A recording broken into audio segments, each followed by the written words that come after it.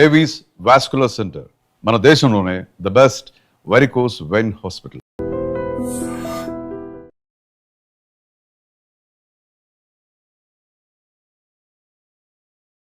Welcome to iDream secrets of healthy lifestyle with చాణక్యలో. ఈరోజు మనం మాట్లాడుకోబోయే topic ఏంటంటే, ప్రజెంట్ ఇండియాలో ఎక్కువ మంది సఫర్ అవుతున్న ప్రాబ్లం ఒకటి హార్ట్ అటాక్ అయితే, ఇంకొకటి క్యాన్సర్.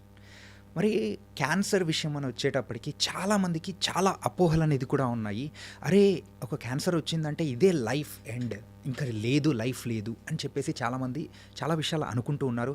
దానికి సంబంధించిన ట్రీట్మెంట్ని ఎలా తీసుకోవాలి, మరి ఏ స్టేజ్లో క్యాన్సర్ ఉంది అండ్ మనకి ఎలా గుర్తించాలి, క్యాన్సర్ మీద మనకున్న అపోహలను కూడా మొత్తం పటాపంచలు చేయడానికి ఇప్పుడు మనతో పాటు కూడా ఉన్నారు డాక్టర్ సంతోష్ కుమార్ గారు, కన్సల్టెంట్ మెడికల్ ఆంకాలజిస్ట్. మరి ఆయన్నే అడిగి మరి బోల్డ్ అనే విషయాలు కూడా తెలుసుకుందాం. Hi sir. హాయ్, నమస్తే అండి. నమస్తే సార్. How you? ఫైన్. మెయిన్గా వరీ అవ్వాల్సిన విషయం ఏంటంటే, ఇయర్ బై ఇయర్ క్యాన్సర్కి సంబంధించిన పేషెంట్స్ అంటే వాటి బారిన పడుతున్న వాళ్ళు కూడా ఎక్కువ మంది అయిపోతూ ఉన్నారు. ఒకప్పుడు అయితే రీసెంట్ చెప్పాలంటే ఒక 20 years 30 years బ్యాక్ అయితే క్యాన్సర్ అంటే అమ్మో అని అనుకునేవాళ్ళు. బ్లడ్ క్యాన్సరు లేకపోతే ఈ క్యాన్సర్స్ గురించే మనం వినేవాళ్ళం. కాకపోతే బై గోయింగ్ ఆన్ మన బాడీలో ఏ పార్ట్స్ అయితే ఉంటాయో ప్రతి ఒక్క పార్ట్కి దానికి సంబంధించిన క్యాన్సర్ అనేది కూడా వస్తూ ఇట్లా వెళ్తూ ఉండడంతో, సో ఎందుకు ఇలా పెరుగుతూ ఉంది, వాట్స్ ద రీజన్? సో మీరు అన్నట్టు మనము డేటా వైజ్ చూసుకున్నా కానీ రీసెంట్గా క్యాన్సర్ రేట్స్ అనేవి చాలా పెరిగిపోతూ ఉన్నాయి. దీనికి మనము చూస్తే one of the important reason is changing life style అనమాట. ఓకే, మన ఇండియన్ ప్యాటర్న్ ఆఫ్ జీన్స్ కానీ మన బాడీ హ్యాబిటస్ కానీ certain types of food habits is what it is recommended అనమాట. ఓకే, మనం ఏమవుతుందంటే లాస్ట్ 10-15 years చూసుకుంటే గ్రాడ్యువల్గా westernisation of the food habits అవుతూ ఉన్నాయి. That is one thing. అట్లాగే మనకున్న ట్రెడిషనల్ రిస్క్ ఫ్యాక్టర్స్ అట్లాగే కంటిన్యూ అవుతున్నాయి. సో ట్రెడిషనల్ రిస్క్ ఫ్యాక్టర్స్ అంటే మన వాళ్ళు పాన్ గుట్కా నమలడం కానీ అది చాలా రోజులుగా ఉంది. అట్లాగే బీడీ తాగడం కానీ, సిగరెట్ తాగడం కానీ, ఆల్కహాల్ తీసుకోవడం కానీ, అది కూడా కల్తీ మందులు తీసుకోవడం కానీ ఇవన్నీ నడుస్తూ ఉంది. దీని మీద ద బ్యాక్గ్రౌండ్ మీద newer thing is westernise lifestyle అనమాట.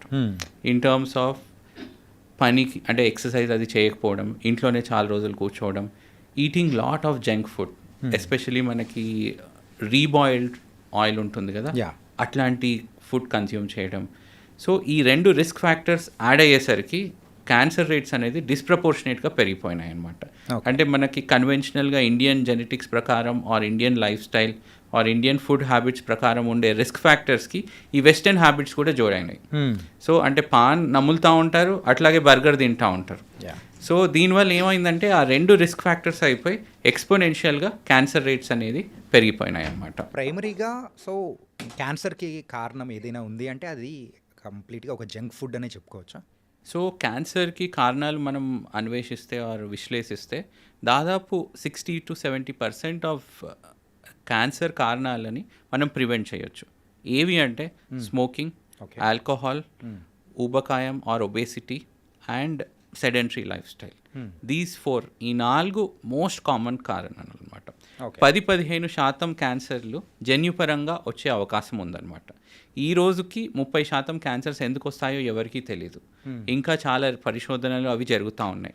కానీ మనకు తెలిసిందల్లా మనము ప్రివెంట్ చేయగలిగేది కారణాలు 60% క్యాన్సర్స్కి కారణాలు అవుతాయన్నమాట. చాలామంది నన్ను అడుగుతూ ఉంటారు, సార్ నేను స్మోకింగ్ చేయను, ఆల్కహాల్ చేయను, ఎక్సర్సైజ్ వెళ్తాను, అయినా కానీ నాకు క్యాన్సర్ వచ్చింది. ఈ పర్టికులర్ వాళ్ళలో క్యాన్సర్ ఎందుకు వచ్చింది అనేది ఈ రోజుకి మనకి ఇంకా తెలియదు అనమాట. ఇంకా అడిషనల్ పరిశోధనలు అది జరుగుతూ ఉన్నాయన్నమాట. మనకి ప్రస్తుతానికి ఏంటంటే క్యాన్సర్ వచ్చిన తర్వాత అది ఎందుకు వచ్చింది అనేది ఓన్లీ అరౌండ్ 60% వాళ్ళలోనే మనం చెప్పగలం. 30%లో మనకి ఇప్పటికీ తెలియదు అనమాట. క్యాన్సర్ వచ్చిన తర్వాత దానికి ట్రీట్మెంట్ ఏ విధంగా చేయాలి, ముందుకు ఎట్లా వెళ్ళాలనే దాంట్లో మనకు చాలా అవగాహన ఉంది. ఇఫ్ ఐ క్వాంటిఫై, మనకి సముద్రంలో ఓన్లీ ఒక నీటి బిందువు అంతనే మనకు నాలెడ్జ్ ఉంది క్యాన్సర్లో. ఇంకా జయించవలసింది చాలా ఉందన్నమాట. దాంట్లో మనకు ఖచ్చితంగా చెప్పగలిగింది ఈ 4 బ్యాడ్ హ్యాబిట్స్ నేను చెప్పాను కదా, అది స్టాప్ చేయగలిగితే మనం ఆల్మోస్ట్ 50% ఆఫ్ క్యాన్సర్ ఇన్సిడెన్స్ ఇండియాలో ఇట్టే మనము రెడ్యూస్ చేయొచ్చు అనమాట.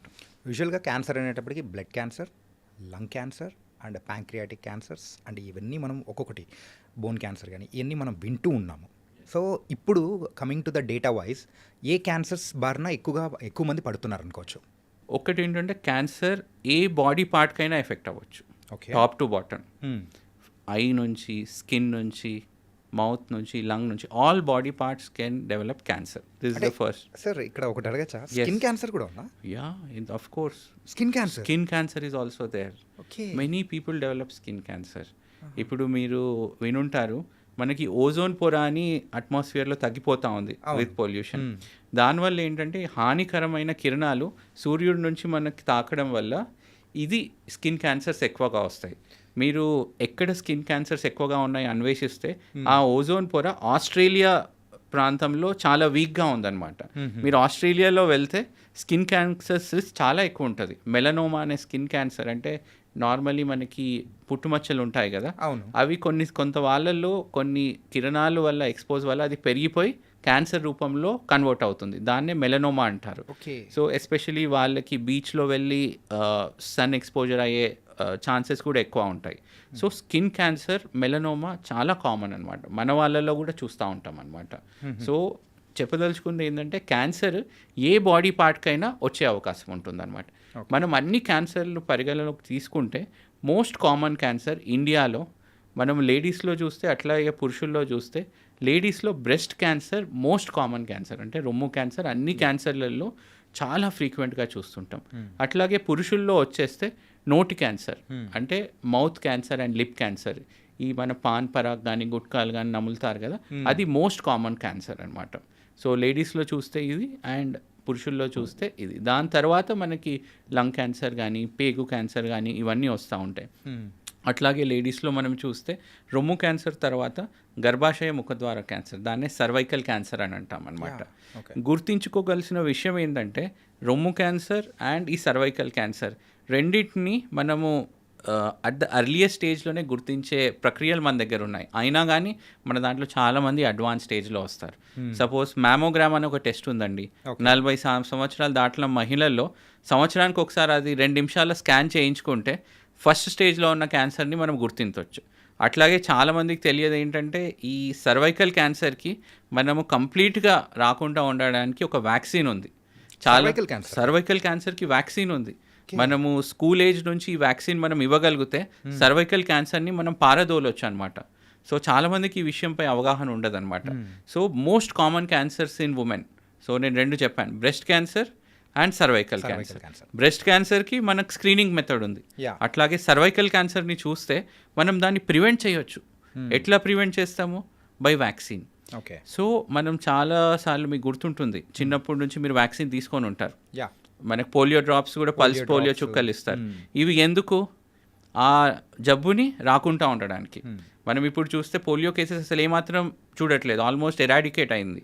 అట్లాగే మనం ఏం చేయాలంటే ఎన్జిఓ సహాయంతో, ప్రభుత్వ సహాయంతో ఈ సర్వైకల్ క్యాన్సర్ని అందరి పాపులేషన్కి మనం ఉపయోగపడే విధంగా మనం ఇవ్వగలిగితే ఈ క్యాన్సర్ అనేది మనం సంపూర్ణంగా నిర్మూలించే అవకాశం ఉంటుందన్నమాట. సో ప్రభుత్వం ఆలోచన ఏముందంటే ఎవరైతే స్కూల్ గోయింగ్ చిల్డ్రన్ ఉన్నారో, ఇది జనరలీ మనము సర్వైకల్ క్యాన్సర్ అనేది 9 సంవత్సరాల తర్వాత నుంచి మనం ఇవ్వచ్చండి. 26 సంవత్సరాల వరకు ఇవ్వచ్చు మనం. ఈ సర్వైకల్ క్యాన్సర్కి సంబంధించిన టీకా కానీ లేకపోతే ఒక ఇంజెక్షన్ కానీ ఏదైనా అది కేవలం మహిళలకు మాత్రమేనా? మహిళలకు ఇవ్వచ్చు, పురుషుల్లో ఇవ్వచ్చు. ఈ టీకా వల్ల పురుషుల్లో వచ్చే కొన్ని రకాల క్యాన్సర్స్ని కూడా ఇది ప్రివెంట్ చేస్తుంది. ఓకే.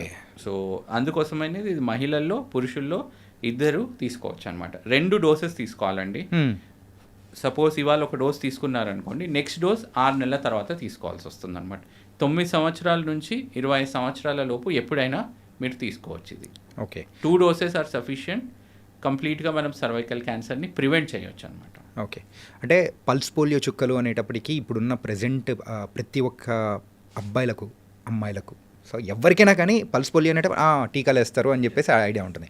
కానీ ఈ సర్వైకల్ క్యాన్సర్కి సంబంధించిన డ్రాప్స్ కానీ లేకపోతే వ్యాక్సిన్ కానీ ఎందుకంత ప్రాముఖ్యత రావట్లేదు? సో ప్రాబ్లం ఏంటంటే ఇప్పటి వరకు మనము ప్రభుత్వ ఫోకస్ కానీ ఆర్ హాస్పిటల్ ఫోకస్ కానీ అంటువ్యాధుల నిర్మూలన వైపు ఉండింది. ఎందుకంటే మనకి ఇండియాలో పరిశుభ్రత లేని కారణంగా, ఇతరత్ర కారణాల అంటువ్యాధులు చాలా ఎక్కువగా ప్రబలించేవి. ట్యూబర్క్యులోసిస్ చూసుకున్నా కానీ, ఈ పోలియో చూసుకున్నా కానీ, డిఫ్తీరియా చూసుకున్నా కానీ ఒకప్పుడు ఇవి చాలా ఎక్కువగా ఉండేవి. బట్ విత్ ఇంప్లిమెంటేషన్ ఆఫ్ ఈ వ్యాక్సిన్ ప్రోగ్రామ్స్ కానీ ప్రభుత్వ చొరవతో ఇవన్నీ మనం దాదాపు కంట్రోల్ చేయగలిగినాం. రైట్. సో ఈ కంట్రోల్ చేశాక నెక్స్ట్ ఇమీడియట్ స్టెప్ ఏంటంటే క్యాన్సర్ని కంట్రోల్ చేయడం. Right. So we are in that phase of improvement అనమాట. ఇప్పుడు నెక్స్ట్ 5 years తర్వాత సేమ్ పోడ్కాస్ట్ చేస్తే వి విల్ డిస్కస్ ఆన్ పాపులేషన్లో ఎంతమంది సర్వైకల్ క్యాన్సర్ టీకాలు తీసుకున్నాం అనేది వీ కెన్ డిస్కస్ 5 సంవత్సరాల తర్వాత మళ్ళీ. Okay. అట్లా అంటే ఒకవేళ ఇప్పుడు యాజ్ ఆఫ్ నౌ ఎవరికైనా కానీ ఒక 9 years ఒక 10 years కిడ్స్ ఉన్న వాళ్ళకు సో వాళ్ళలో ఈ సర్వైకల్ క్యాన్సర్ కాకపోతే వేరే క్యాన్సర్స్ రాకుండా ఉండడం కోసం మరి వాళ్ళ పేరెంట్స్ సో సపరేట్గా ఆ వ్యాక్సిన్స్ని తీసుకునే అవకాశాలు ఏమన్నా ఉంటాయా? ప్రస్తుత అందుబాటులో ఉన్న టెక్నాలజీలో పేరెంట్స్ క్యాన్సర్ సంబంధించిన వ్యాక్సిన్ తీసుకుంటే పిల్లలకు రాకపోవడం లాంటి టెక్నాలజీ లేదు.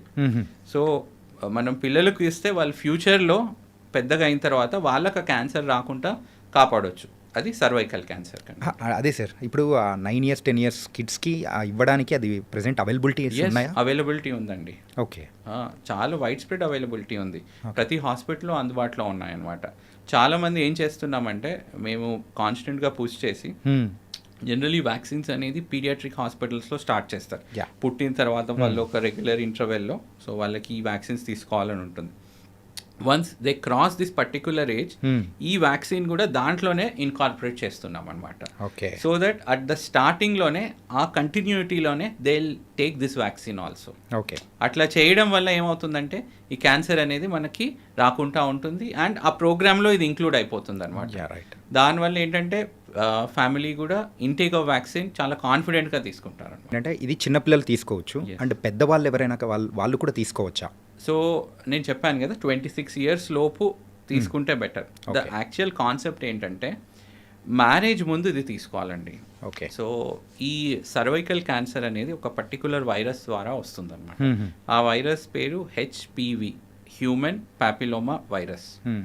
సో ఈ వైరస్ ఎట్లా ప్రాప్తి చెందుతుందంటే ఎట్లా స్ప్రెడ్ అవుతుందంటే డ్యూరింగ్ సెక్షువల్ ఇంటర్కోర్స్. అట్లాంటి ప్రాసెస్లో it will be transmitted from male to women అనమాట. సో ఆ వైరస్ సర్విక్స్లో ఉండి కొన్ని సంవత్సరాల తర్వాత క్యాన్సర్గా రూపాంతరం చెందుతుందన్నమాట. ఓకే. సో జనరలీ మనం మ్యారేజ్ ముందు మనము ఇది అడ్వైస్ చేస్తాం before the first sexual intercourse. So that is the concept అనమాట.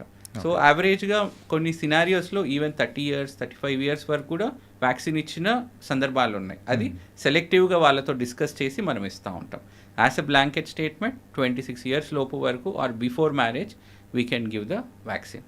సపోజ్ ఎవరైనా నా దగ్గర వచ్చి మ్యారేజ్ తర్వాత కూడా వ్యాక్సిన్ తీసుకుంటాము అంటే ఎస్ వీ కెన్ గివ్, కానీ ప్రొటెక్షన్ అనేది సిగ్నిఫికెంట్గా ఉండదు అనమాట. Okay. Okay. You understood my point? Yeah. So మనం మ్యారేజ్ ముందు ఈ యాక్ట్ ముందు మనం ఇవ్వగలిగితే ప్రొటెక్షన్ చాలా రోబస్ట్గా ఉంటుంది. మ్యారేజ్ తర్వాత కూడా మనం ఇస్తాం కానీ the protective level decreases drastically అనమాట. ఓకే. సో అప్పుడు ఇచ్చే వ్యాక్సిన్ యొక్క పవర్ అనేది కూడా వేరే లెవెల్లో ఉంటుంది. 3 doses ఇస్తాం. ఓకే. సపోజ్ ఎవరైనా 26 years తర్వాత వచ్చారనుకోండి 2 doses బదులు 3 doses ఇస్తాం అనమాట. Okay sir. అండ్ ఇంకొకటి మెయిన్గా ఉమెన్స్ అందరు కూడా అంటే సఫర్ అవుతున్న మెయిన్ థింగ్ ఏంటంటే మీరు అన్నట్టు కూడా బ్రెస్ట్ క్యాన్సర్. ఈ బ్రెస్ట్ క్యాన్సర్ విషయంలో సో ఫైనల్ స్టేజెస్లో ఇంకా 4th stage కానీ ఈ స్టేజెస్లో ఎక్కువ మంది వచ్చేస్తూ ఉంటారు. అంటే ఎందుకు ఆ స్టేజెస్లో వాళ్ళు వచ్చి అంటే సివియారిటీ వచ్చిన తర్వాత వస్తూ ఉంటారు? ముందు కనుక్కునేదానికి అవకాశాలు ఏముండవా? మన దగ్గర ఎట్లా ఉంటుందంటే మన తెలుగు రాష్ట్రాల్లో ఉన్న ప్రజల్లో చిన్న ప్రాబ్లం ఉన్నప్పుడు వాళ్ళకు వాళ్ళు సర్ది చెప్పుకుంటారనమాట. ఇవాళ నేను ఎక్కువ పని చేశాను దానివల్ల ఇక్కడ పెయిన్ వస్తూ ఉంది.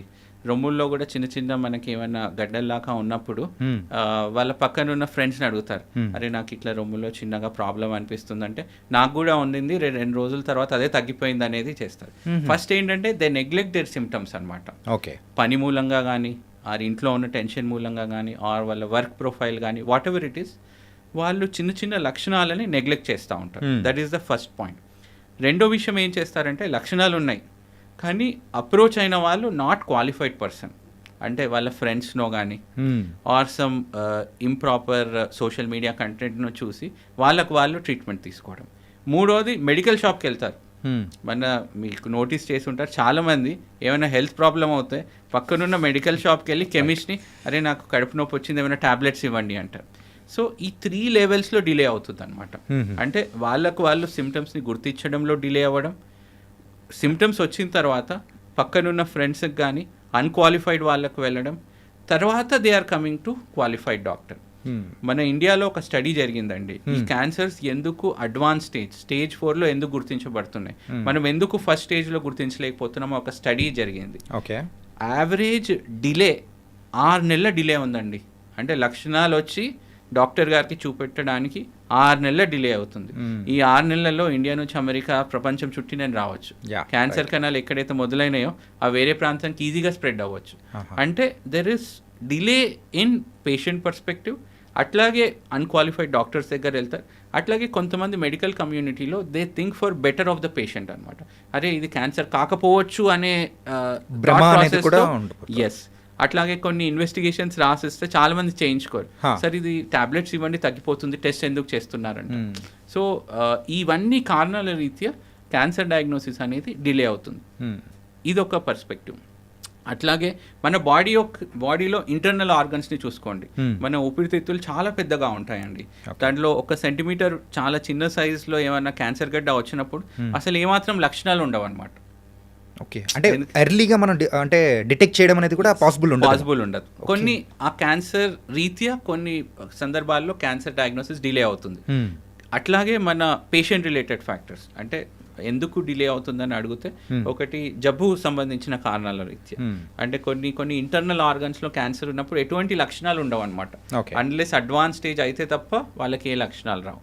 అట్లాగే పేషెంట్ రిలేటెడ్ ఫ్యాక్టర్స్, అంటే వాళ్ళు పని మూలంగానో ఇతర టెన్షన్స్ మూలంగానో ఈ సిమ్టమ్స్ వచ్చిన దాన్ని నెగ్లెక్ట్ చేయడం, దీనివల్ల కూడా ఇది డయాగ్నోసిస్ అనేది డిలే అవుతూ ఉందన్నమాట. ఓకే. సో రొమ్ము క్యాన్సర్ విషయంలో అయితే సో అది కూడా 6 months డిలే చేసిన తర్వాత వాళ్ళు వచ్చి సఫర్ అవుతూ ఉన్నారనమాట. ఒకవేళ అర్లీ స్టేజ్లో ఎవరైనా కానీ గుర్తించి వచ్చారంటే వాళ్ళకు ట్రీట్మెంట్ అనేది కూడా ఆ ప్రాసెస్ ఎలా ఉంటుంది, అదే ఫైనల్ స్టేజ్ కానీ 4th స్టేజ్లో కానీ వచ్చారంటే ఆ డిఫరెన్సెస్ ఎలా ఉంటుందో కాస్త ఎక్స్ప్లెయిన్ చేయగలుగుతారా? సో ఈ పాయింట్ మనకు అర్థం అవ్వాలంటే అసలు స్టేజ్ అంటే ఏంటనేది మనం అర్థం చేసుకోవాలి. సైంటిఫిక్గా అసలు స్టేజ్ అంటే ఏంటని అర్థం చేసుకుంటే మనకు ట్రీట్మెంట్ అనేది అర్థం చేసుకోవడం కొద్దిగా ఈజీగా ఉంటుంది అనమాట.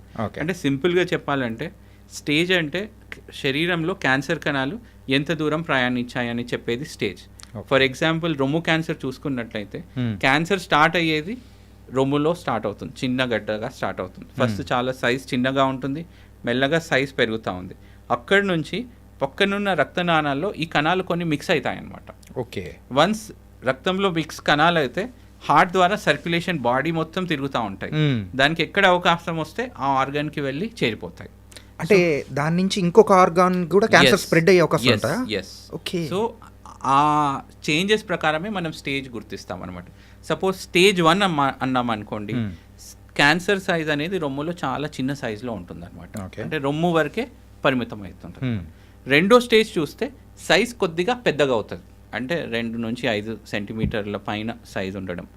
మూడో స్టేజ్లో ఏమవుతుందంటే రొమ్ము నుంచి కణాలు వేరే ప్రాంతానికి వెళ్ళడం ప్రారంభం చేస్తాయన్నమాట. అంటే రొమ్ము నుంచి చంక భాగంలో ఉన్న యాక్సిలరీ లింఫ్ నోడ్స్ అంటాం, అక్కడికి స్ప్రెడ్ అవుతుంది. ఎక్కడైతే రొమ్ము క్యాన్సర్ కణాలు అక్కడ స్టార్ట్ అయిన ప్రాంతం నుంచి రొమ్ము వరకు స్ప్రెడ్ అయినాయి అనుకోండి, దాన్ని 3వ స్టేజ్ క్యాన్సర్గా పరిగణిస్తాం అనమాట. 4వ స్టేజ్ క్యాన్సర్ అంటే ఇందాక మనం అనుకున్నట్టు ఆ కణాలు రక్తంలో మిక్స్ అయ్యి బాడీలో వేరే పార్ట్స్కి వెళ్ళిపోవడం. అంటే రొమ్ములో ఉన్న క్యాన్సర్ కణాలు రొమ్ము నుంచి ఊపిరితిత్తులకు వెళ్ళడం, కాలేయంకి వెళ్ళడం, బ్రెయిన్కి వెళ్ళడం, బోన్కి వెళ్ళడం, దీన్నే స్టేజ్ 4 క్యాన్సర్ అని పిలవడం, అంటే అడ్వాన్స్ స్టేజ్ క్యాన్సర్ అని పిలుస్తాం. అంటే స్టేజ్ అంటే బాడీలో క్యాన్సర్ కణాలు ఏ ప్రాంతానికి స్ప్రెడ్ అయినాయని చెప్పేదే స్టేజ్ అన్నమాట. ఓకే. ఇది మనం ఎట్లా గుర్తిస్తామంటే ఒక టెస్ట్ ఉందండి, దాన్నే హోల్ బాడీ పెట్ స్కాన్ అంటాం. అంటే top to bottom okay single టెస్ట్లో ఈ క్యాన్సర్ కణాలు ఎంత దూరం వెళ్ళాయనేది మనం నిర్ధారిస్తాం.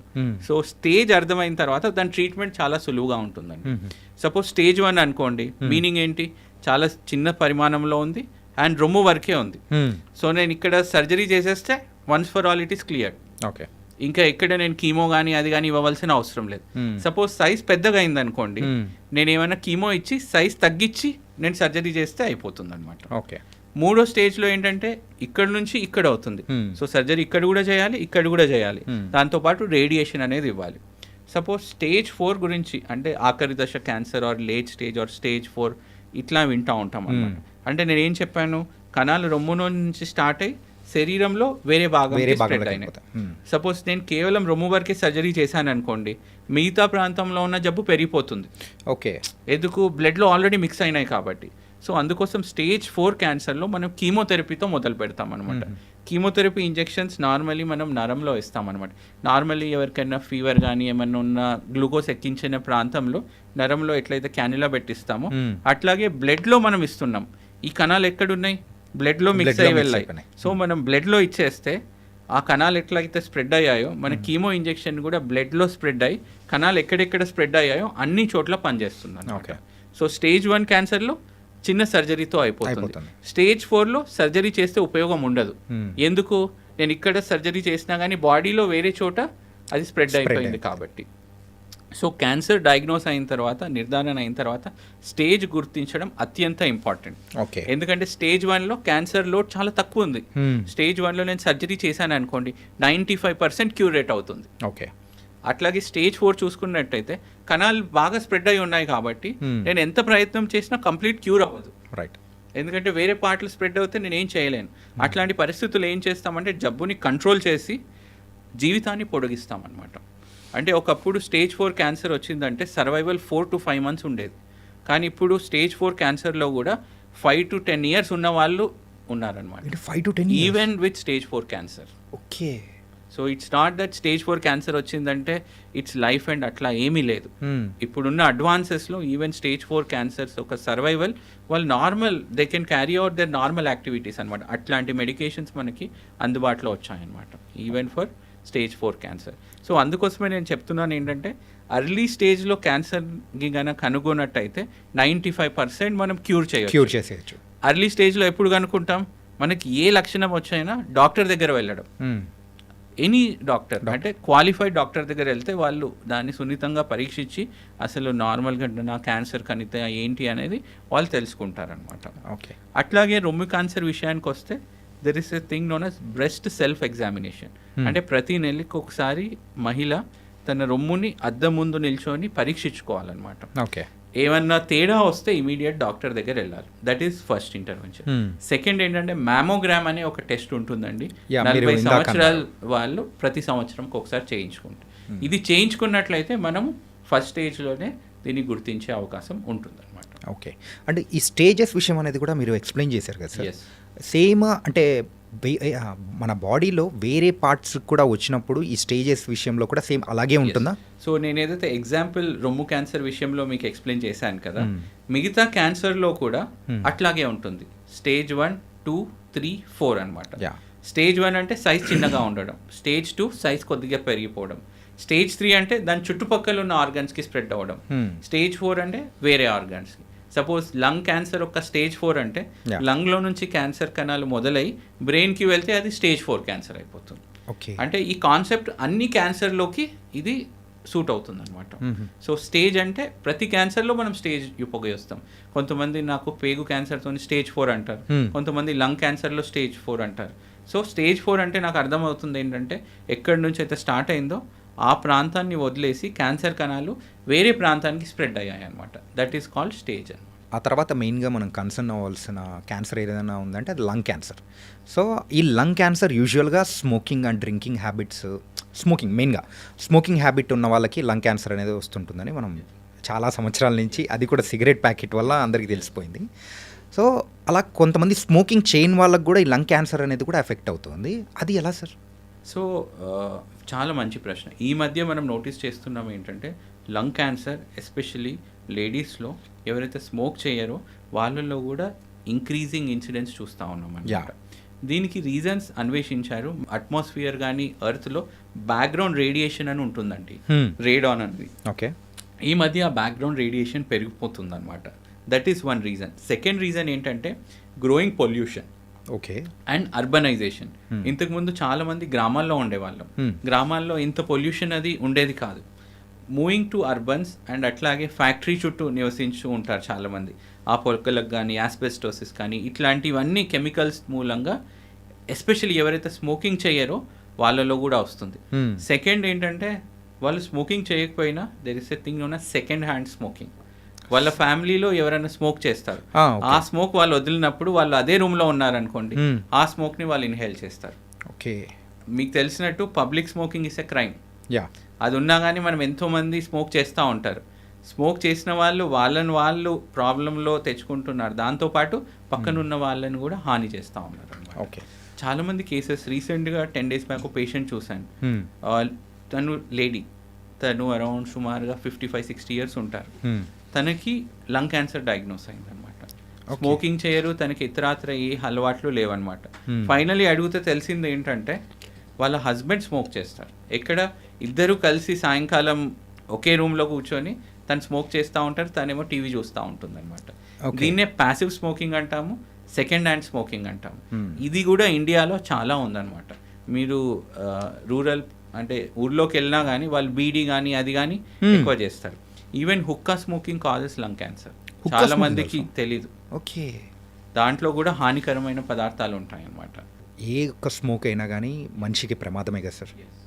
అండ్ రీసెంట్ టైమ్స్లో అమెరికాకి సంబంధించిన ఒక కోటీశ్వరుడు ఏదో సంథింగ్ టెక్నాలజీకి సంబంధించిన person, bad with names, so person ఇక్కడ ఇండియాలో ఇంటర్వ్యూ ఇవ్వడానికనే వచ్చాడు. ఇక్కడున్న ఎయిర్ పొల్యూషన్, సో దానికి సంబంధించి ఐ కాంట్ టేక్ ఇట్ అని చెప్పేసి ఉండలేక వెళ్ళిపోయారు. సో అది మెయిన్గా ఆ పొల్యూషన్ దానివల్ల కూడా ఇక్కడ ఉండలేక వెళ్ళిపోయిన సందర్భాలు, అది కూడా క్యాన్సర్కి అంటే కారణాలు వచ్చే అవకాశాలు ఏమన్నా ఉంటాయి పొల్యూషన్ వల్ల? 100% ఎస్. సో ఈ పొల్యూషన్ మూలంగా ఏంటంటే ఏదైతే హానికరమైన కెమికల్స్ ఏదైతే మనకు రిలీజ్ అవుతా ఉన్నాయో ఆ కెమికల్స్ మనం ఊపిరి తీసుకుంటే అది లోపల ఊపిరితిత్తుల లోపల వరకు వెళ్తుంది. అట్లాంటి కెమికల్స్ లంగ్ లోపల పేరుకుపోతాయి అనమాట, స్టోర్ అయిపోతాయి అంతే. దానివల్ల అక్కడ రియాక్షన్ ఏర్పడి మెల్లగా కొన్ని సంవత్సరాల తర్వాత అది క్యాన్సర్ రూపంలో కన్వర్ట్ అవుతూ ఉంటుంది. మీరు ఎవరైతే సిటీలో పీక్ పొల్యూషన్ ఉన్న వాళ్ళ లంగ్ చూసి ఎవరైతే విలేజెస్లో ఉన్న వాళ్ళ లంగ్ చూస్తే కలర్లోనే మనం పసిగట్టవచ్చు, అంత డిఫరెన్స్ వస్తుంది అనమాట. త్రూ ఐస్ నో, మనం ఇంటర్నల్గా ఇమేజింగ్ చేస్తే సిటీ స్కాన్, సో అట్లా మనకి తేడా అది కలుస్తుంది అనమాట. స్లోగా పొల్యూషన్ కెమికల్స్ ఏవైతే ఉన్నాయో మన లంగ్స్లో చేరుకొని అవి కొన్ని సంవత్సరాల తర్వాత క్యాన్సర్గా అది చేంజ్ అయిపోతూ ఉన్నాయి. ఈ లంగ్ కెపాసిటీ అనేది కూడా కొన్ని మన రీల్స్లో చూస్తూ ఉన్నాం. ఇంతసేపు మన బ్రీత్ అనేది హోల్డ్ చేసామంటే that was an good lungs, and లేకపోతే ఏదో సంథింగ్ ప్రాబ్లం ఉన్నట్టు ఇంత అని చెప్పేసి అని అంటున్నారు. Is it true? అంతసేపు మనం హోల్డ్ చేసి పెట్టుకున్నామంటే మన లంగ్ అంత హెల్తీగా ఉన్నట్టు అనుకోవచ్చా? సో ఇండైరెక్ట్గా ఏంటంటే బాడీ యొక్క హెల్త్ కండిషన్ని మన బ్రీతింగ్ కెపాసిటీ సజెస్ట్ చేస్తుంది. ఓకే. అంటే సపోజ్ మనం రెగ్యులర్గా జాగింగ్ కానీ రన్నింగ్ వెళ్తున్నాం అనుకోండి, మన బ్రీతింగ్ కెపాసిటీ ఆటోమేటిక్గా హై అయిపోతుంది. It is an indicator of good health అనమాట. అంటే లంగ్స్ చాలా ఆరోగ్యంగా ఉన్నాయని అర్థం అనమాట. కొంచెం సేపు మనం ఊపిరి ఆపేసినా కానీ ఆ ఎక్కువ వాల్యూమ్ తీసుకోవడం వల్ల మన బాడీ సపోర్ట్ చేయగలుగుతుంది అనమాట. It is an indicator of good health. So always good health ఉండడం is most important. Lung capacity పెంచుకోవడం ఇస్ మోస్ట్ ఇంపార్టెంట్. ఆ కెపాసిటీ స్మోకింగ్తో పెంచుకోవద్దు, రన్నింగ్ చేసి పెంచుకోవాలి. అంటే రీసెంట్ టైమ్స్లో రీల్స్లో కొన్ని చూస్తూ ఉన్నప్పుడు ఈ కైండ్ ఆఫ్ రీల్స్ అనేది కూడా చూసి అరే ఇది నిజమేనా అని చెప్పేసి ఒక డౌట్ వస్తూ ఉన్నది. సో ఈ సందర్భం వల్ల దానికి కూడా క్లారిటీ అనేది కూడా వచ్చింది. Really thank you sir for that answer. Cancer విషయానికి వచ్చేటప్పటికి ప్రతి ఒక్కరికి కూడా ఏంటంటే కీమోథెరపీ అండ్ రేడియేషన్, ఈ 2 types ఆఫ్ ట్రీట్మెంట్స్ అనేది ఉంటాయంటుంటారు. సో ఏంటి డిఫరెన్స్ ఏంటి? సో కీమోథెరపీ ఏంటంటే మనము ఇంజెక్షన్స్ ఉంటాయండి, ఇవి మనము మన క్యాన్యులాలో నరంలో మనం ఇస్తాం, అంటే బ్లడ్లో ఈ మెడికేషన్ని పంపిస్తాం అనమాట. దాన్ని కీమోథెరపీ ఇంజెక్షన్స్ అంటాం. రేడియేషన్ ఏంటంటే మన కిరణాలని క్యాన్సర్ ఎక్కడుందో అక్కడికి మనం మళ్ళీ ఇచ్చి ట్రీట్మెంట్ చేస్తాం. నేను ఎగ్జాంపుల్ చెప్తాను. చిన్నప్పుడు మనం భూతద్దంతో ఆడుకునే వాళ్ళం.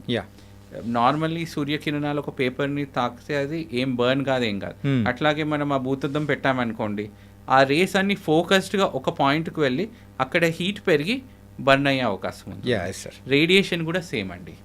అంటే ఎట్లా ఉంటుందంటే నార్మల్లీ చాలామంది సిటీ స్కాన్ కానీ ఎక్స్రే కానీ అవి చేసి ఉంటారు. సో ఏదైతే కిరణాలు మన బాడీలో ఎంటైర్ బాడీకి అవి తాకుతాయో, రేడియేషన్లో ఏంటంటే మన క్యాన్సర్ ఎక్కడైతే ఉందో అక్కడికి ఫోకస్ చేస్తామన్నమాట. అంత ఎనర్జీ ఒకే పాయింట్కి మనం పంపిస్తాం అనమాట. ఆ పంపించడం వల్ల ఆ వేడి వల్ల అక్కడ ఉన్న క్యాన్సర్ కణాలు అనేవి సంపూర్ణంగా డిస్ట్రాయ్ అయిపోతాయి అన్నమాట. ఇది రేడియేషన్. ఓకే. రేడియేషన్ కిరణాలతో ట్రీట్మెంట్ని రేడియేషన్ అంటాం. ఓకే. ఇంజెక్షన్స్తో ట్రీట్మెంట్ని కీమోథెరపీ అంటాం అనమాట. క్యాన్సర్ ట్రీట్మెంట్ చేయించుకునేటప్పుడు అరే నేను షాక్ చేయించుకొని షాక్ ట్రీట్మెంట్ చేయించుకొని వచ్చాను రా అని చెప్పేసి అంటూ ఉంటారు. ఈ యొక్క పర్సెప్షన్ అనేది కూడా వేరే వాళ్ళు ఎవరికైనా క్యాన్సర్ వచ్చినప్పుడు ట్రీట్మెంట్ తీసుకోవడానికి కూడా భయపడి అరే షాక్ ఇస్తారంట వద్దు అని చెప్పేసి, అంటే కొంచెం రూరల్ ఏరియాలో ఉన్న వాళ్ళు మెయిన్గా పెద్దవాళ్ళు భయపడి ఆ ట్రీట్మెంట్ అనేది కూడా తీసుకోకుండా ఆగిపోయిన సందర్భాలు అనేది కూడా కొన్ని కేసెస్లో చూసాం. చాలా మందిలో ఏంటంటే క్యాన్సర్ వచ్చింది సరే, ఈ ట్రీట్మెంట్ వల్ల భయపడి పారిపోతూ ఉంటారు. అసలు కీమో అంటే ఏంటి, రేడియేషన్ అంటే ఏంటి అనేది వాళ్ళకి తెలియదు. తెలియకుండానే అదేదో ఉన్నట్టు భయపడుతూ ట్రీట్మెంట్కి రారు. ఇది చాలా మందిలో ఈ అపోహ కానీ ఈ భయాలు కానీ ఉన్నాయండి. ఈ పాడ్కాస్ట్ ద్వారా ఈ భయాలను మనము దూరం చేయాలన్నమాట. ఈ ఆవశ్యకత రెస్పాన్సిబిలిటీ మనకు ఉంది అనమాట. ఎందుకు అంటే కీమో అదేంటంటే మనం చాలా ప్రోటోకాల్గా మనం ఇస్తూ ఉంటాం అనమాట. సో దానివల్ల సైడ్ ఎఫెక్ట్స్ అనేది చాలా మినిమల్గా ఉంటాయి. రేడియేషన్లో కరెంట్ షాక్ ఇవ్వడం, నొప్పి ఉండడం అట్లాంటిది ఏమీ ఉండదు. సో నార్మల్గా ఎన్నోసార్లు సిటీ స్కాన్ వెళ్ళి మనం బయటకు వస్తూ ఉంటాం. దాంట్లో టెక్నీషియన్ చెప్తారు, సార్ మీ టెస్ట్ అయిపోయింది మీరు బయటికి వెళ్ళండి అని. ఆ టెస్ట్ అయిందా లేదా అనేది కూడా మనకి ఏమీ తెలియదు. అట్లాగే రేడియేషన్ కూడా ఆ కిరణాలు మన బాడీలో పాస్ అయినప్పుడు మనకి ఏమాత్రం నొప్పి కానీ ఏమీ ఉండదు. అది ఇంటర్నల్గా హీట్ జనరేట్ చేస్తూ ఉంటుంది అనమాట.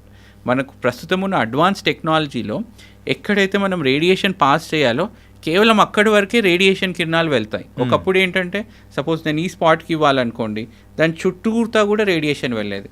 బట్ విత్ అవైలబుల్ ప్రిసిషన్ ఏదైతే స్పాట్కి ఇవ్వాలో ఎంటైర్ ఎనర్జీ నేను అక్కడికి ఫోకస్ చేసే అవకాశం ఉంది. మీరు మిసైల్స్ అది వినుంటారు. ఒకప్పుడు ఎట్లా ఉంటుంది, ఒక పర్టికులర్ స్పాట్ని డ్యామేజ్ చేయాలంటే ఒక పెద్ద బాంబ్ వేసేస్తే ఎవరైతే శత్రువు ఉన్నాడో తను ఎలిమినేట్ అయ్యేవాళ్ళు, కానీ దాని పక్కన క్యాజువాలిటీస్ చాలా ఉండేవి. దాని చుట్టుపక్కల ఉన్న కొలెటరల్ డ్యామేజ్ చాలా ఉండేది. ఒకప్పుడు రేడియేషన్ టెక్నాలజీ అట్లా ఉండేది. సో ఆ చుట్టూ ఏరియాకి ఇన్వాల్వ్ అయ్యేది. ఇప్పుడు ఏంటంటే ప్రిసిషన్తో మిసైల్తో మనం వేసినట్టు ఏదైతే పాయింట్కి మనం రేడియేషన్ ఇవ్వాలో ఆ పాయింట్కి మనం స్పెసిఫిక్గా ఇవ్వగలుగుతున్నాం అనమాట. దాంతో క్యాన్సర్ కణాలు ఎలిమినేట్ అవుతూ ఉంటాయి, బాడీ సిస్టమ్ ఎలిమినేట్ కాకుండా ఉంటుంది. ఓకే. రీసెంట్గా ఇంకో అడ్వాన్స్ వచ్చింది. మీరు న్యూస్ అది ఫాలో అవుతూ ఉంటే 2018 సంవత్సరంలో నోబెల్ ప్రైజెస్ అని ఇస్తూ ఉంటారు. అంటే అత్యంత విశిష్టమైన డిస్కవరీకి అది ఇస్తూ ఉంటారు. 2018 సంవత్సరంలో ఇమ్యూనోథెరపీ అనే ట్రీట్మెంట్కి ఈ నోబెల్ ప్రైజ్ అనేది వచ్చిందనమాట. నార్మల్లీ మనకి ఏంటంటే చాలా సందర్భాల్లో చిన్న చిన్న ఇన్ఫెక్షన్స్ వస్తూ ఉంటాయి, చాలా కామన్ కోల్డ్ కానీ అది వస్తాయి. అట్లాంటి వచ్చినప్పుడు మనం ఏ ట్రీట్మెంట్ వాడం, ఒక 4-5 రోజులు దానంతలో అదే రికవర్ అవుతాం. ఎందుకట్లా? How will we recover? Because of మనకున్న ఇమ్యూనిటీ.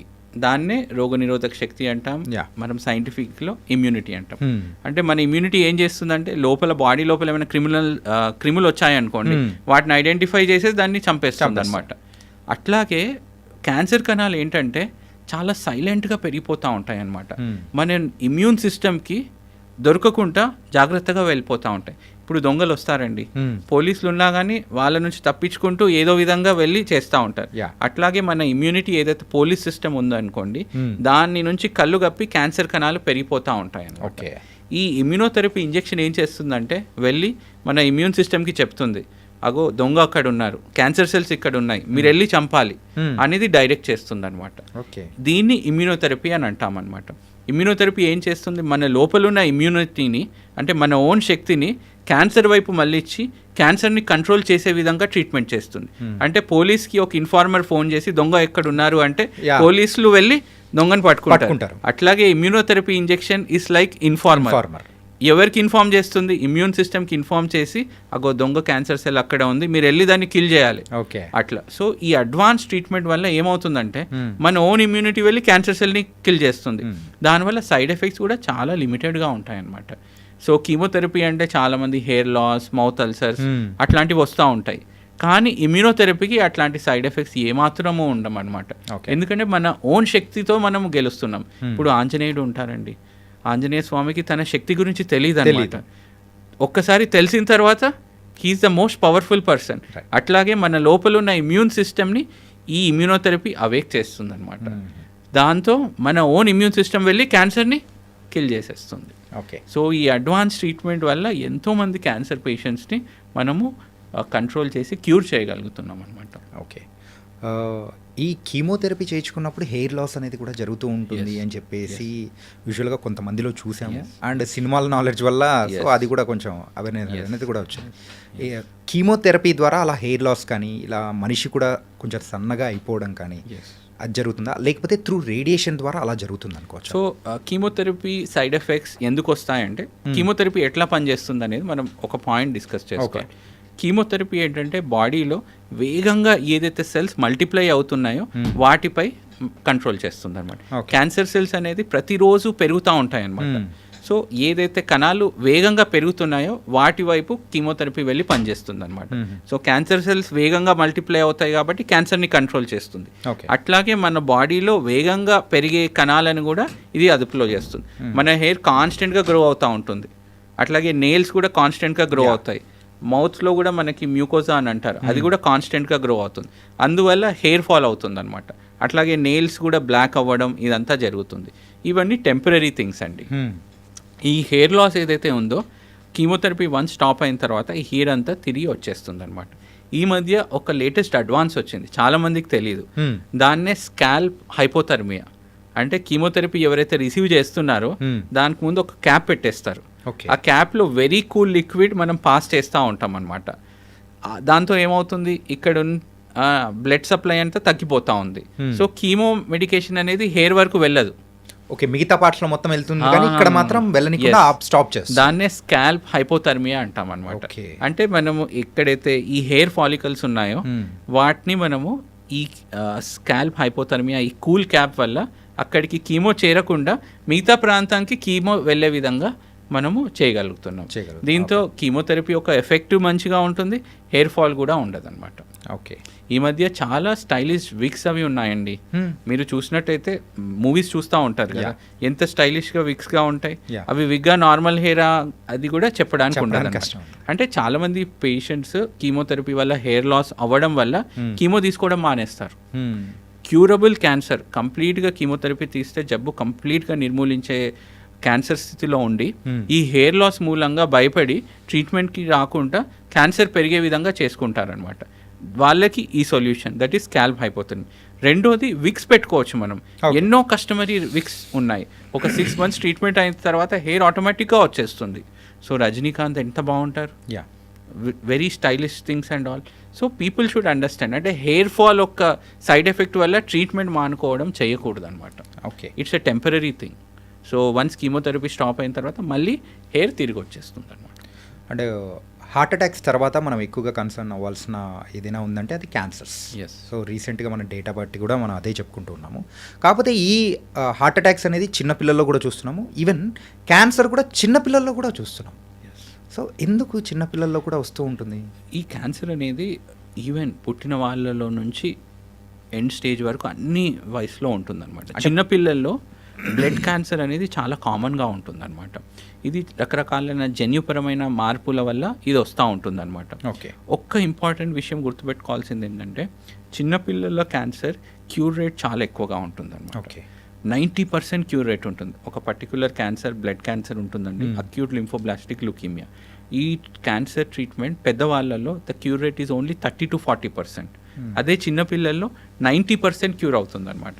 అంటే చిన్నవాళ్ళలో క్యాన్సర్ వచ్చినా కానీ సరైన పద్ధతిలో మనం గుర్తించి ట్రీట్మెంట్ చేయగలిగితే 90% కేసెస్లో క్యూర్ చేసే అవకాశం ఉంది.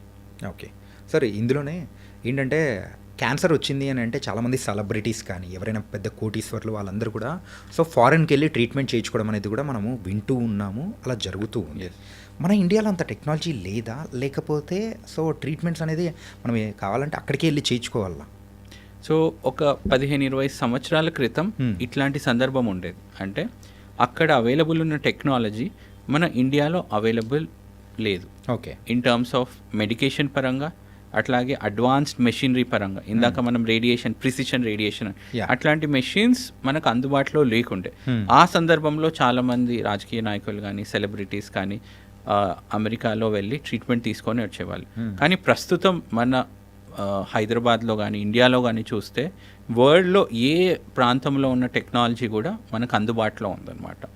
అట్లాంటప్పుడు ప్రస్తుత పరిస్థితుల్లో అబ్రాడ్ వెళ్ళి ట్రీట్మెంట్ తీసుకోవాల్సిన అవసరం లేదు.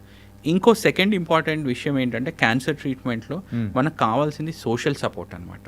ఇప్పుడు వేరే ట్రీట్మెంట్ ఏదైతే ఉందనుకోండి, ఇన్ఫెక్షన్ ట్రీట్మెంట్ ఒక వారం 10 రోజుల్లో అది ట్రీట్ అయిపోతుంది. సపోజ్ అల్సర్ కానీ, సపోజ్ హర్నియా సర్జరీ ఉందనుకోండి, సర్జరీ అయిపోయి 10-15 రోజుల్లో రికవరీ అవుతారు. క్యాన్సర్ ట్రీట్మెంట్ అనేది కొద్దిగా ప్రొలాంగ్డ్గా ఉంటుంది.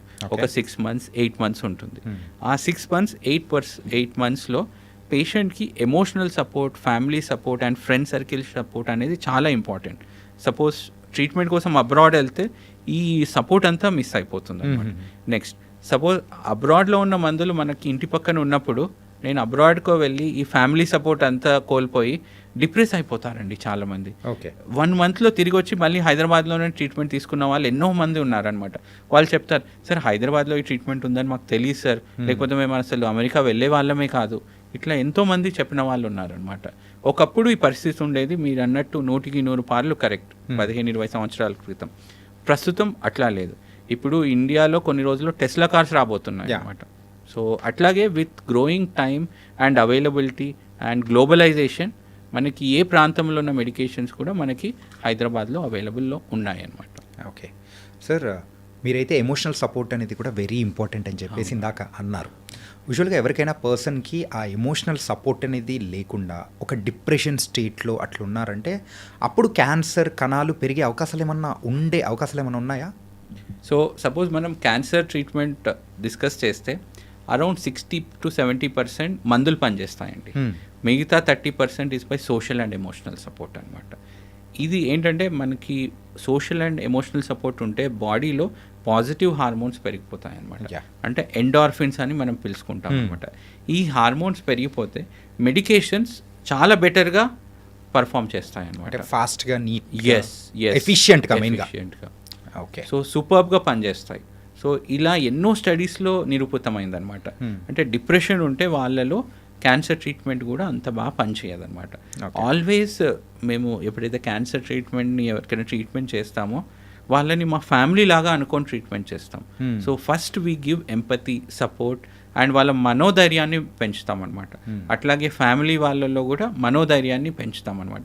ఫర్ ఎగ్జాంపుల్, ఒకప్పుడు క్యాన్సర్ అనేది చాలా కష్టం ఉండేది, ఇన్క్యూరబుల్ ఉండేది. సక్సెస్ఫుల్ క్యాన్సర్ తర్వాత, ట్రీట్మెంట్ తర్వాత వాళ్ళ normal career and life style రావచ్చు. మీకు యువరాజ్ సింగ్ క్రికెటర్ తెలుసు కదా, తనకి క్యాన్సర్ వచ్చింది. తర్వాత కొన్ని ఐ థింక్ 1 year ట్రీట్మెంట్ తీసుకున్నారు. తర్వాత ప్రొఫెషనల్ ఇంటర్నేషనల్ క్రికెట్కి వచ్చారు. He played for India. అంటే ఇంటర్నేషనల్ క్రికెట్లో తిరిగి వచ్చి పర్ఫామ్ చేయాలంటే ఆ లెవెల్ ఆఫ్ స్టామినా కానీ, ఫిజికల్ స్ట్రెంగ్త్ కానీ, అంటే హీ కుడ్ మేక్ ఇట్. అంటే నేను చెప్తున్నాను ఏంటంటే క్యాన్సర్ ట్రీట్మెంట్ తర్వాత కూడా సక్సెస్ఫుల్గా కెరియర్ రావచ్చు. ఇంకో ఎగ్జాంపుల్ చెప్తాం, మన సంజయ్ దత్ ఉన్నారు, తనకు కూడా లంగ్ క్యాన్సర్ వచ్చింది. ట్రీట్మెంట్ తీసుకున్న తర్వాత మళ్ళీ ఎన్నో మూవీస్, కేజీఎఫ్ మూవీ చేసిండు, ఎంతో వర్సటైల్ క్యారెక్టర్. అసలు క్యాన్సర్ నుంచి రికవర్ అయిందని ఏమి సంకేతం లేదు. So that is the importance of correct treatment అనమాట. ఎన్నో ట్రీట్మెంట్స్ వల్ల సక్సెస్ఫుల్ ట్రీట్మెంట్ కంప్లీషన్ తర్వాత they can continue their normal career, normal lifestyle. అంత ఇంటర్నేషనల్ స్పోర్ట్స్లో వాళ్ళు వచ్చినప్పుడు then that is easily possible for us. It's only మనోధైర్యంతో మనం ముందుకు వెళ్ళాలన్నమాట. ఓకే, అండ్ అలాగే జన్యుపరంగా సో యూజువల్గా హార్ట్ అటాక్స్ విషయంలో మాట్లాడుకుంటే ఎక్కువగా పేరెంట్స్కి ఉందంటే సో పిల్లలకు కూడా వచ్చే అవకాశాలు అనేది కూడా కొంచెం ఛాన్సెస్ ఎక్కువ ఉన్నాయని కూడా విన్నాం. అలాగే క్యాన్సర్ విషయంలో కూడా అలా ఛాన్సెస్ ఏమైనా ఉన్నాయా? సపోజ్ రొమ్ము క్యాన్సర్ వరకే వస్తే 15-20% రొమ్ము క్యాన్సర్ కేసెస్ జన్యుపరమైన కారణాల వల్ల వచ్చే అవకాశం ఉందన్నమాట. ఓకే, దీనికి నేను ఒక ఉదాహరణ ఇస్తాను. ఆంజలీనా జోలీ తెలుసా మీకు? తెలుసు, ఫేమస్ హాలీవుడ్ యాక్ట్రెస్. తను యాక్టింగ్ పరంగా కానీ మనకంతా ఎంటర్టైన్ చేస్తున్నా కానీ తన లైఫ్లో చాలా ట్రాజడీస్ ఉంటాయి. వాళ్ళ మదర్ చాలా చిన్న వయసులో రొమ్ము క్యాన్సర్తో మరణించారు. అట్లాగే వాళ్ళ అమ్మమ్మ, వాళ్ళ ఆంటీ, వీళ్ళు కూడా ఓవరీ సంబంధించిన క్యాన్సర్ అండ్ రొమ్ము క్యాన్సర్తో చనిపోయారు అనమాట.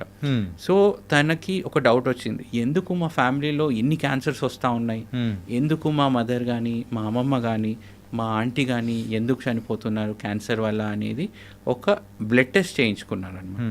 ఆ బ్లడ్ టెస్ట్లో ఒక పర్టికులర్ జెన్యు మ్యూటేషన్ వచ్చింది, దాన్నే BRCA1 అంటాం అనమాట.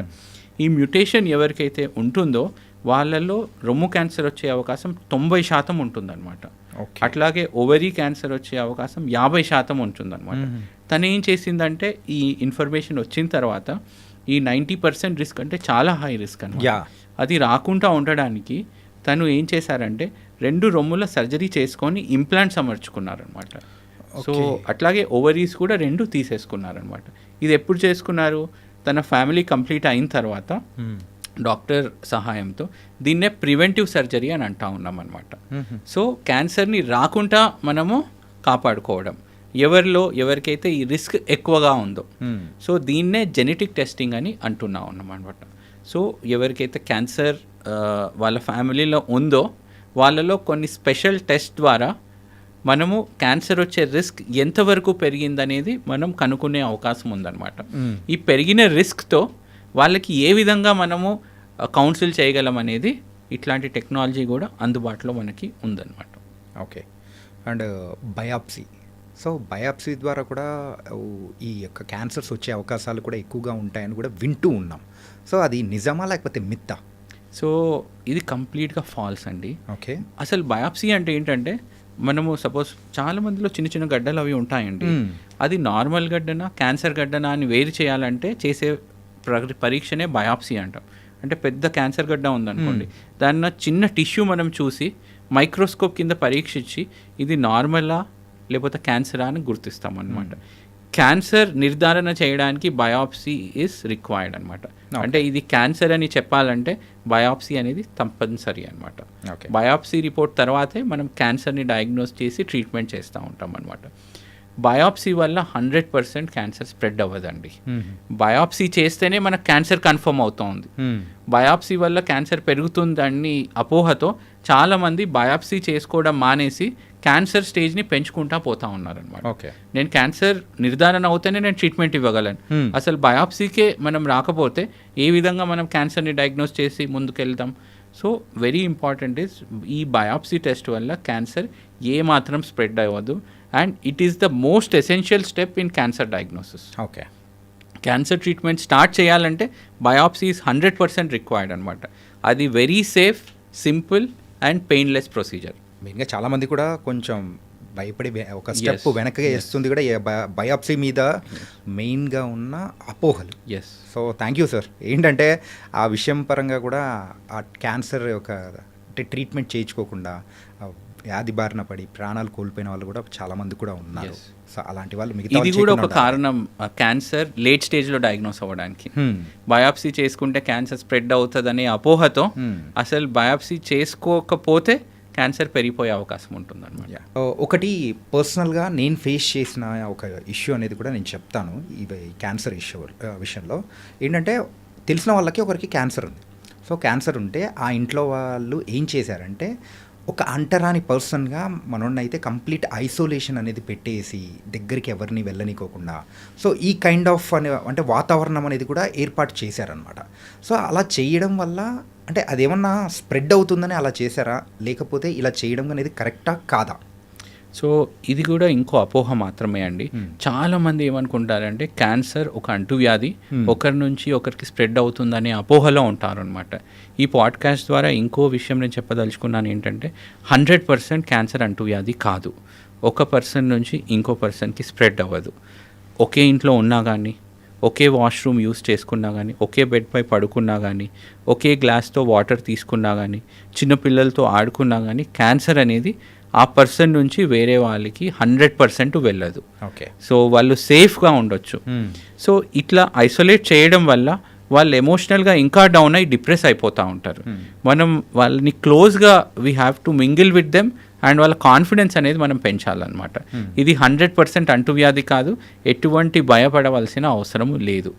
ఒకరి నుంచి ఒకరికి ఏమాత్రం స్ప్రెడ్ అవ్వదు, వాళ్ళని ఐసోలేట్ చేసి పెట్టవలసిన అవసరం లేనే లేదు. ఓకే. అండ్ మనం తీసుకునే ఫుడ్స్ ఎలాంటి ఫుడ్స్ వల్ల ఎక్కువగా అంటే మీరు స్టార్టింగ్లో చెప్పారు ఏంటంటే ఒక ఆయిల్ని మనము డబల్ రీఫైన్ కానీ అట్లా చేసినవి అంటే రెండోసారి మూడోసారి మళ్ళీ అంటే వండుతున్న వాటిని తీసుకోవడం వల్ల కూడా క్యాన్సర్ వచ్చే అవకాశాలు ఉంటాయి అంటున్నారు. సో విచ్ ఫుడ్స్ మనం తీసుకుంటే మనం హ్యాపీగా క్యాన్సర్ బారి నుంచి పడకుండా హ్యాపీగా ఉండొచ్చు అంటారు? సో మనకి ఫుడ్లో ఏంటంటే యాంటీ ఆక్సిడెంట్స్ అనేవి చాలా ఇంపార్టెంట్ వైటల్ రోల్ ప్లే చేస్తాయి అన్నమాట. ఈ యాంటీ ఆక్సిడెంట్స్ అనేది సింపుల్ కాన్సెప్ట్ ఏంటంటే ఫ్రెష్ ఫుడ్స్లో అవైలబుల్ ఉంటుందన్నమాట. ఓకే. మీరు ఎన్నిసార్లు దాన్ని నిల్వ చేసి ద మోర్ ద హీట్ ఈ యాంటీ ఆక్సిడెంట్స్ తగ్గిపోతాయి. ఈ యాంటీ ఆక్సిడెంట్స్ తగ్గిపోయి హార్మ్ఫుల్ కెమికల్స్ పెరిగిపోతాయి అన్నమాట. సో అంటే ఇట్స్ పదే పదే Yes. ఓవర్ హీట్ చేసేసి so more fresh the food is more fresh ఈ antioxidants are good chemicals అవి పెరుగుతాయన్నమాట.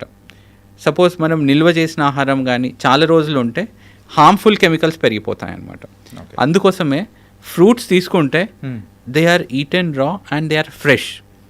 యాంటీ ఆక్సిడెంట్స్ అనేది చాలా ప్రపోర్షన్లో ఎక్కువగా ఉంటుందన్నమాట. Okay.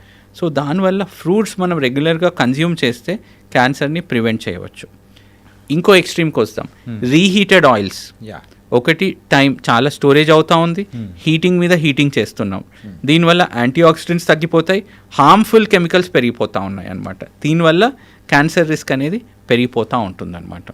సో ఆయిల్స్ కానీ ఎస్పెషల్లీ రీహీటెడ్ ఆయిల్స్ కానీ చాలా ఫ్యాట్ అండ్ చీజ్ కంటెంట్ ఎక్కువ ఉన్న ఫుడ్స్ కానీ ఇట్లాంటివి వాటిలో క్యాన్సర్ హార్మ్ఫుల్ కెమికల్స్ ఉంటాయన్నమాట. Okay. అట్లాగే కొంతమంది ఎన్నో సంవత్సరాల క్రితం నిల్వ ఉన్న ఆహారంని తింటూ ఉంటారనమాట.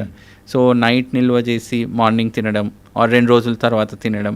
అట్లాగే కొంతమంది ఎన్నో 5-10 సంవత్సరాల క్రితం పచ్చళ్ళు తింటూ ఉంటారనమాట. ఇవన్నిట్లో ఏంటంటే క్యాన్సర్ రిస్క్ అనేది పెరిగిపోతుంది. యాంటీ ఆక్సిడెంట్ శాతం తగ్గిపోయి హార్మ్ఫుల్ కెమికల్స్ పెరిగిపోతూ ఉంటాయి అన్నమాట. More fresh the food is you can protect your self from cancer అనమాట. అట్లాగే కొంతమంది క్యాండ్ ఫుడ్ అని తింటారనమాట. మీరు అబ్రాడ్ ఎప్పుడైనా ట్రావెల్ చేస్తే వాళ్ళు నాన్ వెజ్ కానీ అది కానీ సాల్ట్ వేసేసి క్యాండ్ ఫుడ్లో స్టోర్ చేసి పెడతారు. ఈ canned food is very very dangerous అనమాట. సో ఈ క్యాండ్ ఫుడ్ ఎక్కువ తీసుకోవడం వల్ల స్టమక్ క్యాన్సర్ రిస్క్ పెరిగిపోతూ ఉంటుంది అనమాట. ఓకే. సో క్యాండ్ ఫుడ్ అనేది మనము అవాయిడ్ చేయాలన్నమాట. Fresh food is extremely important. సింపుల్గా చెప్పాలంటే యాంటీ ఆక్సిడెంట్స్ ఎక్కువ ఉంటాయి, క్యాన్సర్ని మనం ప్రివెంట్ చేయవచ్చు. అంటే పచ్చళ్ళ గురించి మాట్లాడారు కదా, ఏంటంటే ఈ పచ్చళ్ళు యూజువల్గా ఎన్ని మంత్స్ వరకు మనము తీసుకుంటే కరెక్ట్ అంట? సో మనకి నార్మల్ మన తెలుగు రాష్ట్రాల్లో సంవత్సరంకి ఒకసారి పచ్చళ్ళు చేస్తాం. అవును సార్. So yeah. ఆ సంవత్సరంలో ఆ పచ్చడిని కంప్లీట్ చేసేయాలి. Okay. That is the simple thing. సంవత్సరం మించి మనం పచ్చళ్ళు పెట్టుకోవద్దు. ఓకే. ఎందుకంటే మన తెలుగు రాష్ట్రాల్లో యూజువల్గా అందరూ ఎక్కువ మంది ఫుడీస్, ఎస్ అంటే కార్బోహైడ్రేట్స్ ఎక్కువ తీసుకుంటూ ఉంటారు. అండ్ ఇలాంటి సందర్భంలోనే మన మెయిన్గా తెలుగు వాళ్ళ గురించి వేపుళ్ళు ఎక్కువగా తింటే అంటే దాని ద్వారా కూడా క్యాన్సర్ వచ్చే అవకాశాలు కూడా ఉంటాయని కూడా వింటూ ఉన్నాం. మనము వేపుళ్ళు మనం ఆయిల్లో వేయించి తింటాం కదండి. అవును. సో ఆయిల్లో వేయిస్తే ఆ ఫుడ్ యొక్క గుడ్ కెమికల్స్ తగ్గిపోయి బ్యాడ్ కెమికల్స్ పెరిగిపోతాయి అన్నమాట. ఎక్కువ ఓవర్ హీట్ చేయడం వల్ల అనుకోవచ్చా? సో అది క్యాన్సర్ పరంగా మంచిది కాదు. అట్లాగే గుండె పరంగా అసలు ఏమాత్రం తీసుకోవద్దు వేపుళ్ళది. అది కూడా it increases the cardiac risk. Bad cholesterol కానీ అట్లాంటివన్నీ పెరిగిపోతూ ఉంటాయి అన్నమాట. ఓకే. సో యూజువల్గా యాంటీ ఆక్సిడెంట్స్ ఎక్కువగా ఏ ఫుడ్స్లో అయితే ఉంటాయో సో అవి ఎక్కువగా మీరు తీసుకోమని సజెస్ట్ చేస్తున్నారు. లైక్ ఫ్రూట్స్ కానీ అండ్ ఫ్రెష్ ఫుడ్ కానీ. Yes. Okay, it was nice sir. ఏంటంటే ఈ క్యాన్సర్ విషయం వచ్చేటప్పటికే అరే ఏ ఫుడ్ తీసుకోవాలి ఏ ఫుడ్ తీసుకోకూడదనే ఒక డైలమా అనేది ప్రతి ఒక్కరిలో ఉందన్నమాట. అయితే దీనికి కూడా చాలా చక్కటి సమాధానం అనేది కూడా చెప్పారు. And sir, every year cancer day అనేది కూడా సెలబ్రేట్ చేసుకుంటూ ఉంటాము. సో ఇలా క్యాన్సర్ వచ్చి బారిన పడిన వాళ్ళు, సో వాళ్ళు బయటపడాలి అని అంటే యూజువల్గా డాక్టర్గా మీరు ఇచ్చే సపోర్ట్ అనేది ఎంతవరకు ఉంటుంది సార్? సో ఫస్ట్ మా పేషెంట్ ఎవరైనా క్యాన్సర్ డయాగ్నోస్ అయితే చాలామంది ఫ్యామిలీ మెంబర్స్ నా దగ్గర వచ్చి ఏం చెప్తారంటే, సార్ పేషెంట్కి క్యాన్సర్ ఉందని చెప్పొద్దు సార్, మీరు మాకు చెప్పండి మేము చేస్తాం. దట్ ఈస్ ఫాల్స్ అనమాట. పేషెంట్ ఎవెన్షియల్లీ క్యాన్సర్ ఉందని తెలుసుకుంటాడనమాట. ఆ నిజాన్ని మీరు దాయలేరనమాట. పేషెంట్కి మనము మీకు ఒక ప్రాబ్లం ఉంది, ఆ ప్రాబ్లంకి 100% సొల్యూషన్ ఉంది, ఆ సొల్యూషన్ మనం తీసుకుంటే ఖచ్చితంగా ఈ క్యాన్సర్ని కంట్రోల్ చేయొచ్చు అని నిజాయితీగా తనకి నిజం చెప్పాలన్నమాట. ఓకే. మనము ఈ నిజాన్ని దాపెడుతూ ఉంటే ఈ క్యాన్సర్ అనేది ఇంక్రీజ్ అవుతూ ఉంటుందన్నమాట. So honesty is most important thing అనమాట. మనం హానెస్ట్గా ఉంటేనే patient believes us and we provide them empathy and support. Okay. So suppose ఏదైనా ప్రాబ్లం ఉందండి, దానికి సొల్యూషన్ లేదంటే మనం భయపడాలి. If there is a solution, నేను ఆ సొల్యూషన్ ఏంటని వెతుకుంటూ వెళ్ళి అది తీసుకుంటాను. క్యాన్సర్ కూడా అట్లాగే. మేము ఇంకో ఎగ్జాంపుల్ ఇస్తానండి. డయాబెటీస్ ఉంది, హైపర్ టెన్షన్ ఉంది. సో వీటిలో మందులు మనం స్టార్ట్ చేస్తే ఎంతకాలం వాడతారు? ఇంకా లైఫ్ లాంగ్ వాడుతూ ఉండాలి. క్యూర్ అవుతుందా డయాబెటీస్? లేదు సార్. హైపర్ టెన్షన్ క్యూర్ అవుతుందా? లేదు. Cancer curable. That is the difference. అంటే క్యూర్ కానీ డయాబెటీస్ హైపర్ టెన్షన్కి మీరు భయపడరు, క్యూర్ ఛాన్సెస్ ఉన్న క్యాన్సర్కి మీరు భయపడతా ఉంటారు. దిస్ ఇస్ ద పారాడాక్స్ అనమాట. ఓకే. అంటే మనం ఏంటంటే ఫుల్ ఇన్ఫర్మేషన్ వచ్చిన తర్వాత మనం డెసిషన్ మేకింగ్ తీసుకోవాలన్నమాట. ఏమాత్రం నాలెడ్జ్ లేని చోట వెళ్ళడం, అట్లాంటి చోట నుంచి ఇన్ఫర్మేషన్ గ్యాదర్ చేయడం వల్ల అపోహలు పెరిగిపోయి డయాగ్నోసిస్లో డిలే అవుతుంది, అట్లాగే ట్రీట్మెంట్ తీసుకోవడం కూడా డిలే అవుతుంది. ఆ ట్రీట్మెంట్ వల్ల ఈ ప్రాబ్లం అవుతుందో, ఈ ప్రాబ్లం అవుతుంది అనే భయాల వల్ల ట్రీట్మెంట్ తీసుకోవడానికి ముందుకు రావట్లేదు అనమాట. ఒకటి బయాప్సీ భయం వల్ల డయాగ్నోసిస్ అవ్వట్లేదు, అట్లాగే కీమో రేడియేషన్ వల్ల సైడ్ ఎఫెక్ట్స్ ఉంటాయని ట్రీట్మెంట్ తీసుకోవట్లేదు. ఈ బ్యారియర్స్ని కానీ మనం బ్రేక్ చేయగలిగితే క్యాన్సర్ ట్రీట్మెంట్ ఎన్నో రెట్లు ఇంప్రూవ్ అయ్యి ఎన్నో కేసెస్లో క్యూర్ చేసే ఆస్కారం ఉంటుంది. ఇంకో విషయం ఏంటంటే ఏ చిన్న ప్రాబ్లం అయినా కానీ సెల్ఫ్ ట్రీట్మెంట్ తీసుకోవద్దు, అట్లాగే అన్క్వాలిఫైడ్ పర్సన్ దగ్గర వెళ్ళొద్దు. ఇంటి దగ్గర ఎన్నో క్వాలిఫైడ్ డాక్టర్స్ ఉంటారండి. You go and meet a qualified doctor. Okay.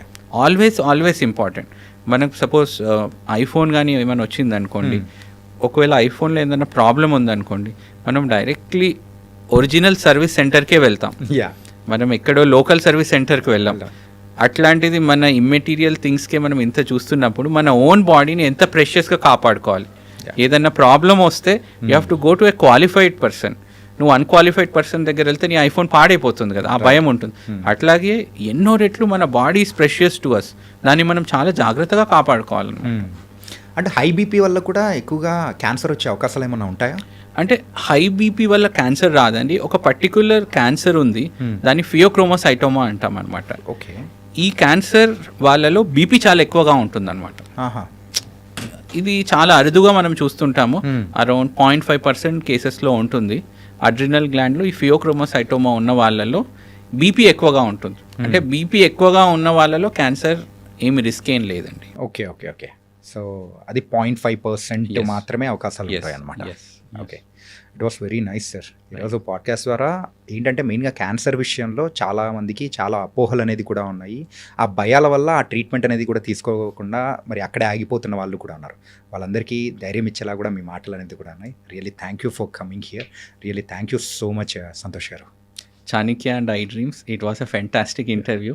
ఈ ఇంటర్వ్యూ అండ్ పాడ్కాస్ట్ ద్వారా ఇట్లాంటి అపోహలను మనం దూరం చేయాలి. Yes sir. సో దట్ మన తెలుగు రాష్ట్రాల ప్రజలు క్యాన్సర్ ట్రీట్మెంట్ని ధైర్యంతో ముందుకొచ్చి తీసుకోవాలి తప్ప భయంతో కాదు. Yes sir. సో ఈ పాడ్కాస్ట్లో ఇది హోప్ చేద్దాము. Yes sir. Thank you very much Chanakya. Thank you. మళ్ళీ 5 years ఆర్ ఇమీడియట్గా will do a repeat podcast. Sure. We will see the change. I'm confident. అంటే క్యాన్సర్ గురించి ఇంకా మనము బోల్డ్ అన్ని విషయాలు అనేది కూడా ప్రజలకు చెప్పాల్సిన అవసరం అనేది కూడా ఉంది.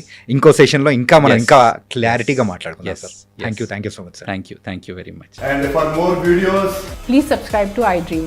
Please subscribe to iDream. Please subscribe iDream. And please subscribe to iDream. For more videos, subscribe to iDream. please like, share and subscribe to the channel. Congratulations, iDream. subscribe to iDream. Subscribe to iDream. So subscribe to iDream Media. iDream కి iDream team అందరికి huge congratulations. Please subscribe iDream Media. Please subscribe to iDream. Subscribe iDream. Please subscribe to iDream. iDream అంటే నా కళల channel subscribe చేసుకున్న నోరు తిరుగుతలేదు, మీరైతే గంట గుర్తు కొట్టండి. For more such videos, please subscribe to iDream. Subscribe to iDream. Please subscribe to iDream. Please subscribe iDream Media. Please do subscribe to iDream. Please subscribe to iDream Media. For best entertainment and information, please subscribe iDream. And don't forget to subscribe to iDream.